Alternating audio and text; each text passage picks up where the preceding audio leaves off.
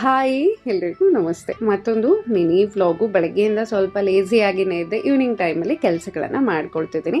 ಇನ್ನು ನೀರು ಬಂದಿತ್ತು. ಸೊ ಮಂತಲ್ಲಿ ಒಂದ್ಸರಿ ಕಂಪಲ್ಸರಿ ಎಲ್ಲ ಬ್ಲ್ಯಾಂಕೆಟ್ಗಳನ್ನು ತೊಳೆದು ಹಾಕ್ತೀನಿ. ಇವತ್ತಿಗೂ ಯಾರ್ಯಾರೆಲ್ಲ ಕೌದಿನ ಬಳಸ್ತೀರಾ ನಂಗೆ ಕಾಮೆಂಟ್ ಮುಖಾಂತರ ತಿಳಿಸಿ. ಕೌದಿ ಅಂದ್ರೇ ತಾಯಿ ಪ್ರೀತಿಗೆ ಹೋಲಿಸ್ತಾರೆ. ಈ ಚಳಿಗಾಲದಲ್ಲೆಲ್ಲ ಬೆಚ್ಚಗಿರುವಂಥ ಅನುಭವ, ಬೇಸಿಗೆ ಕಾಲದಲ್ಲೆಲ್ಲ ತಣ್ಣಗಿರುವಂಥ ಅನುಭವ ಕೊಡುತ್ತೆ.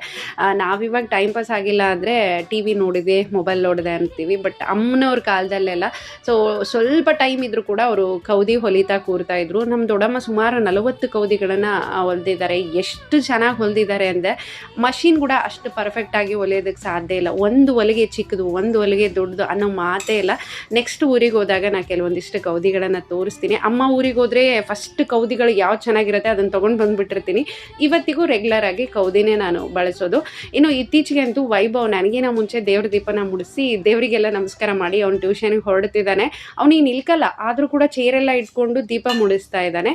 ಹಾಗೆ ಈವ್ನಿಂಗ್ ಟೈಮಲ್ಲಿ ಟೀ ಬದಲು ಇತ್ತೀಚೆಗೆ ಎಳ್ಳುಂಡೆನ ತಿಂತಾ ಇದ್ದೀನಿ. ಜಾಸ್ತಿ ಹೆಡ್ಡೇಕಿದೆ ಅಂದರೆ ರೆಗ್ಯುಲರ್ ಆಗಿ ಎಳ್ಳುಂಡೆ ತಿನ್ನಿ, ಕ್ರಮೇಣವಾಗಿ ಕಡಿಮೆ ಆಗುತ್ತೆ 100%. Please subscribe. Thanks for watching.